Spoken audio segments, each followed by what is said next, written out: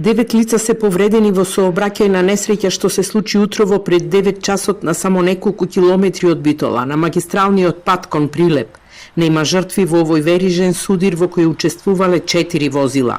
Патот беше затворен до 12 часот, а сообраќајот пренасочен по стариот пат Битола-Прилеп. На местото на несреќата интервенираа повеќе екипи на итната медицинска помош и битолските пожарникари кои ги извлекуваа повредените од возилата. Во клиничката болница Битола беа пренесени сите 9 повредени лица, кај двајца, од кои едниот странски државјанин. Беа извршени хируршки интервенции. Вкупно 6 мина се хоспитализирани, а 3 пуштени на домашно лекување. Сите се во стабилна состојба.